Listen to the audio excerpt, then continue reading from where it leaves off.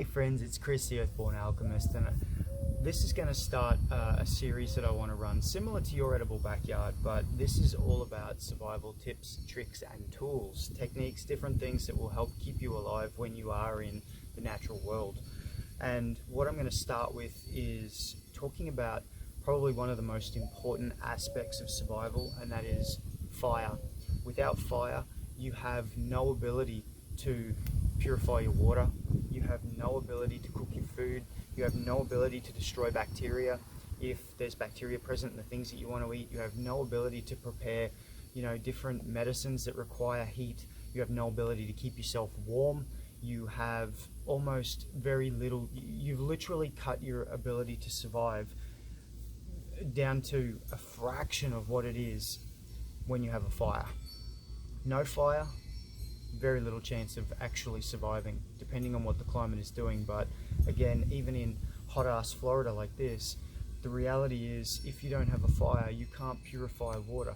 Now, you may think, okay, I can take that chance and just drink the water, but if you're surrounded by swamp, marsh or salt water, fire will give you the ability to actually distill that into fresh water.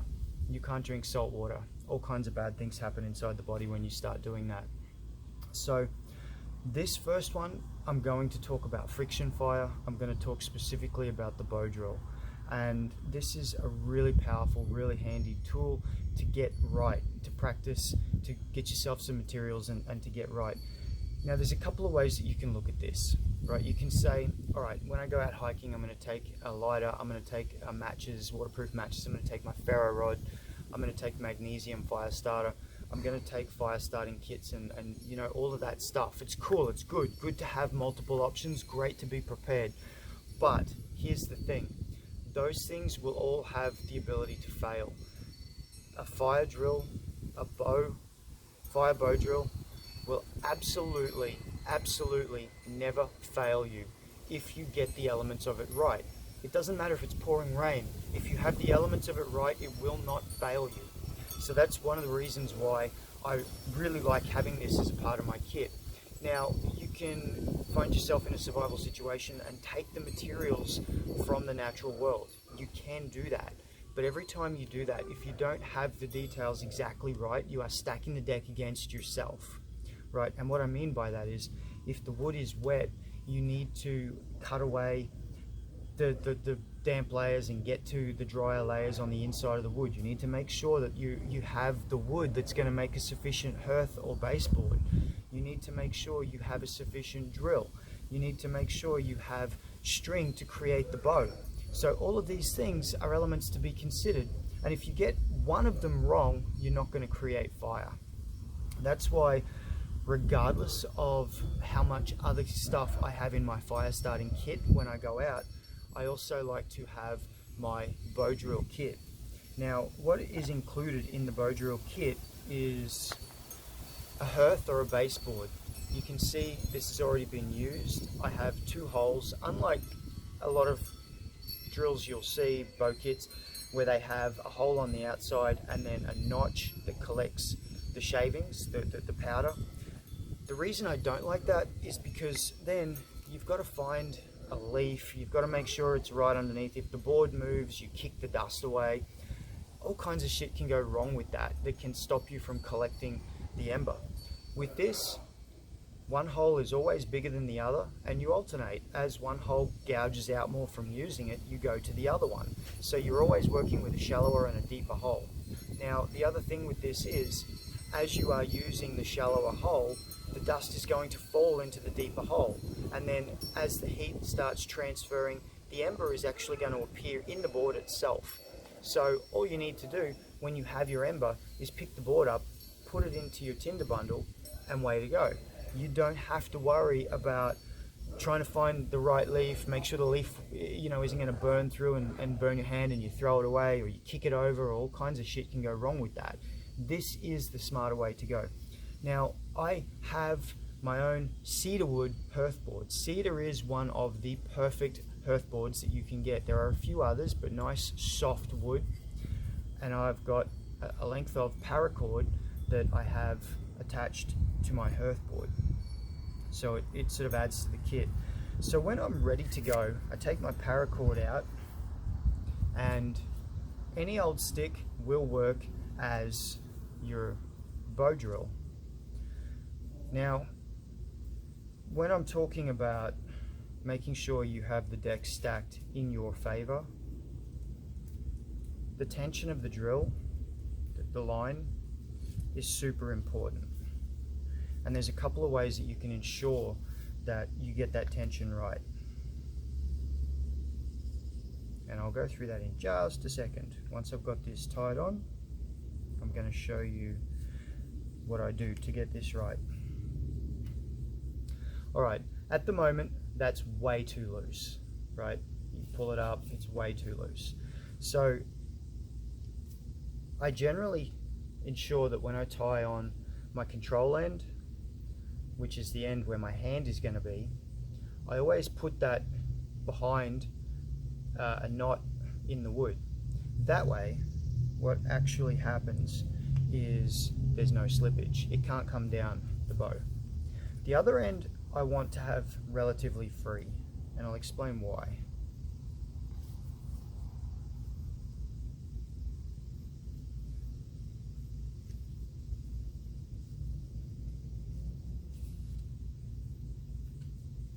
I would say I can't multitask because I'm a guy, but multitasking is shit, and if you've ever worked with me as a coach, you'll know why.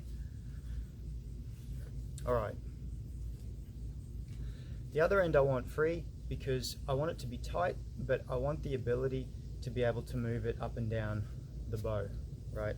Now, when you're talking about tension, I have found, and I'm sure other people have other ways of doing this, I have found in my experience, the way to know that it's perfectly tensioned is if you can pull it up and hold it in line with the bow. It will loosen as you're working with it, and one of the reasons why you have a control end is because it's close to the string. You can grab the string and pull on it and create greater tension so that you're not ending up slipping the drill, basically. Alright, that's the bow out of the way. Let's talk about the drill. You'll see the drill has two ends. Right, now this is the drill that I keep in my kit. It will be needing to be replaced eventually, but it is a slow process. It's not like matches. It takes a lot of time to wear the wood down. One end is pointy, the other end is round. You have a bearing block, right? With the pointy end, that's the end that goes in the bearing block, and you want that to be as free of friction as you can get, right? You don't want friction up in there because it's going to slow things down for you. Where you want the friction is the stubby end in the hole, right? Because that's where the fire is going to be made. You don't want the fire up here, no friction. So you carve that down into a point, and that will go into the hole, and that's your bearing block. All right, now, when you have the drill in the bow, a little bit of flick, that's what you want. Right, that's how you'll know that the tension is right. If you let go and it flicks out, that's good. If it's any looser than that, it's going to slip. If it's any tighter than that and you have to physically force it in place, you're not going to be able to keep it in the hole. All right. There's a couple of pointers when you get started that you want to keep in mind. That the primary reason that most people struggle to start fire this way is because they go hell for leather straight out of the gate, right? As soon as they get the drill into the hearthboard, bang, bang, and just you get smoke, yeah. You'll hear all the time people say, yeah, I can get a lot of smoke, but no fire. What you're effectively doing is you're not creating any dust at first, and by not creating that dust, you're not giving yourself anything to create an ember with. Like, you need material, right? The triangle of fire. What do you need? You need heat, you need oxygen, and you need fuel. If one of those elements is missing, you're not going to create fire. We've got oxygen, it's all around us, right? We've got heat, that's what's being created via the friction. We need the fuel, all right? So the fuel comes from the board itself, which is why that's made of oak and that's made of cedar, because that's harder than that, and that's going to shave that away. It's going to gouge the hole out. It's going to start creating dust, and that dust is fuel to become an ember. Alrighty.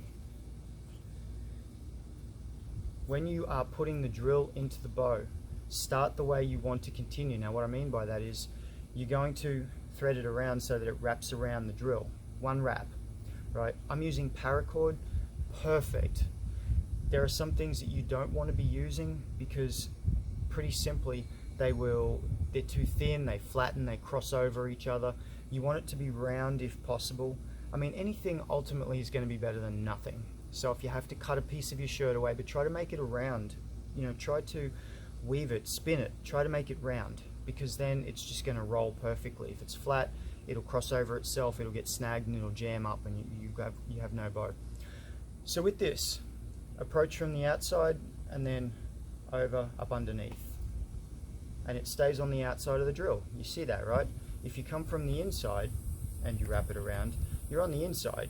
Now, that can cause problems because it's too close to the bow. You can end up hitting the bow and knocking it out of your hand, and it's going to defeat the purpose. You want to stack the deck in your favor, right? So this is the way that I've been taught, and it's the way that has always worked for me.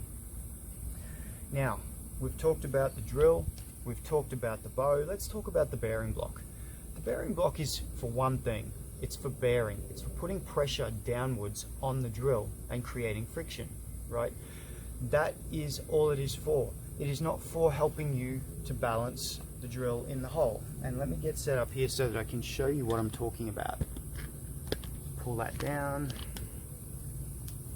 Move back a little. Okay. You've got your bearing block. You've got your drill. I'm going to find as flat a ground as you can. Alright, if you need the bearing block to balance the drill, you're going to cause problems for yourself. So what you want to be doing is you want to practice holding the drill with the bow, balancing it with the bow. Move it about. If it keeps flicking out, then you've just got to keep practicing until you get that balance. Because if it's flicking out while you're just holding it like this, when you're using your bearing block and you're trying to put downward pressure on, you're not going to be able to get the balance right, okay? And so this bearing block is not designed for balance, it's designed for downward pressure. All right, now, as I mentioned, you do not want to come out of the gate too fast. You want to come out nice and slow, and you want to come out not just slow, but minimal pressure at first, right? So you just want to start the drill turning. That's literally all you want to do at first. Once you start to get the feel for it, you don't increase the speed, you increase the downward pressure, right? And this is where it can be important to get over the top of it so that you can put that pressure down on top of it. Now I'm starting to notice that it's spitting little chips of wood, but it's not the dust that I want. The greater the pressure I put, the more the dust starts to, now I'm starting to see some dust. You'll see it comes out almost black. It'll be brown at first, but then it becomes almost black. And then as you start to get the dust, you increase downward pressure and increase speed.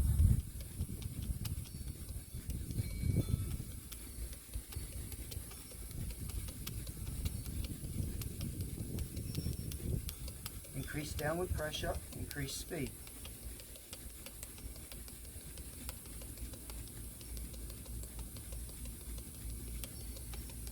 And what you're doing is you're feeling what the bow is doing, you're feeling what the drill is doing.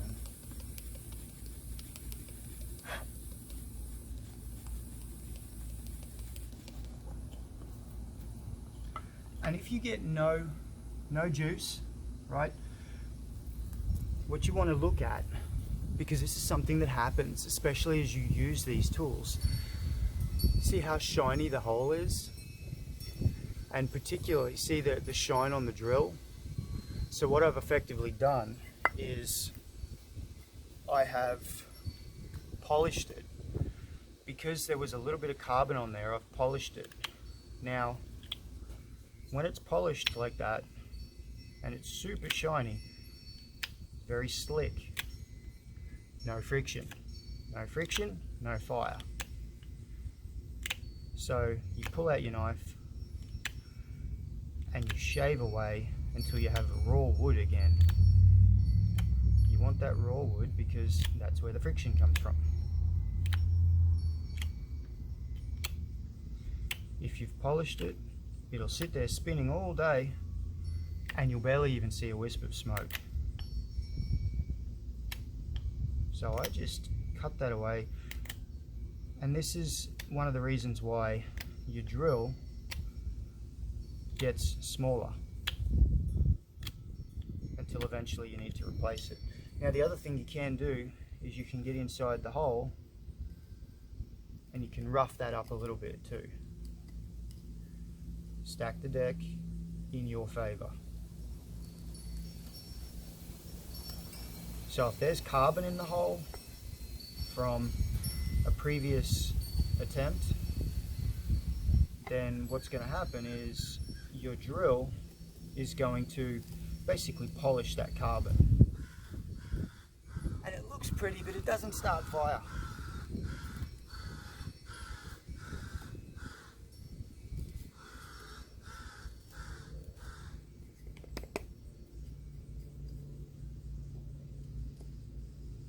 So I just use the tip of my blade just to scrape around in there, and that's also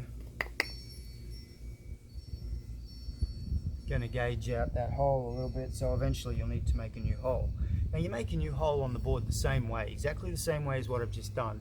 You basically put your blade in there, you scratch around, you make an indentation, literally just enough for the drill to sit in there, and then you start working it. Alright, let's try again.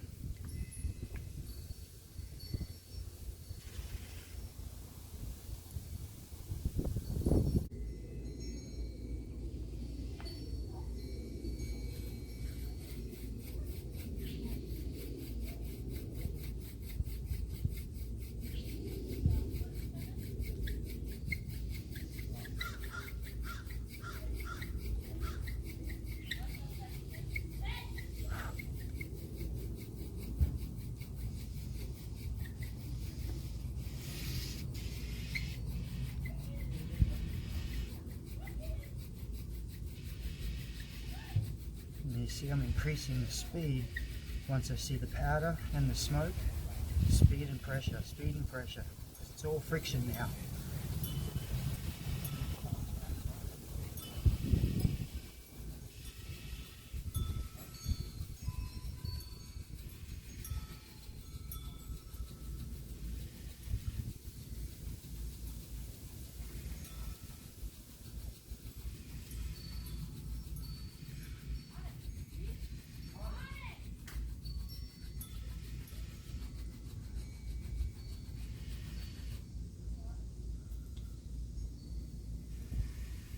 And you'll know you have an ember when it keeps smoking.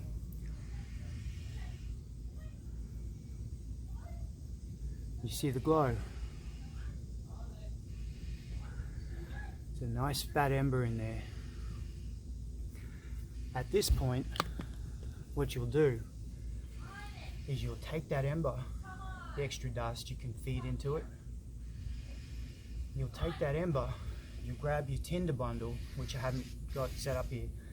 You'll put that ember into the tinder bundle, and then you'll fold it around and blow on it until the fire starts. And so that is the Firebow Drill, and it just works as long as you have all of the elements together. Now the one thing that you want to keep in mind is it doesn't matter if this is soaking wet. This is why it works, no matter where you are. It doesn't matter if it's freezing cold, it doesn't matter if it's soaking wet. You know, I've seen people on survival type shows like Alone up in the Arctic Circle, you know, up on the islands off BC and Canada, and they're like, bow drill won't work, bow drill won't work. The bow drill will work when you have soaking wet wood, because this is literally just giving a fire what a fire needs.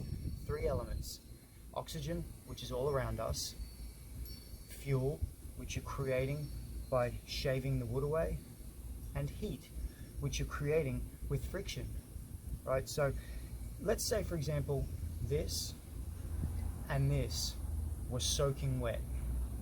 How would you start a fire? Because every time you spin it, you're basically going to be pulling moisture out of the wood into the hole, and that's going to be cooling it. It's going to act like a natural coolant.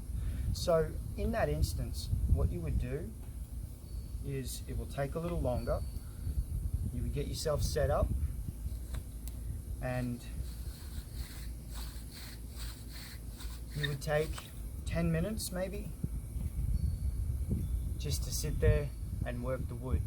Dry it out. Friction will dry out the wood. You just, no pressure, no real pressure, no real speed, just sit there spinning it like you're in your shelter. You sit there spinning it gently. You're not expending much energy. You'll eventually dry that wood out. Once it dries, you'll start to see the carbon, this black dust appearing. When that black dust starts to appear and you start to get some wisps of smoke, then you can start putting the pressure down, start bearing down on it, and start speeding up your revolutions. And before you know it, you'll have fire.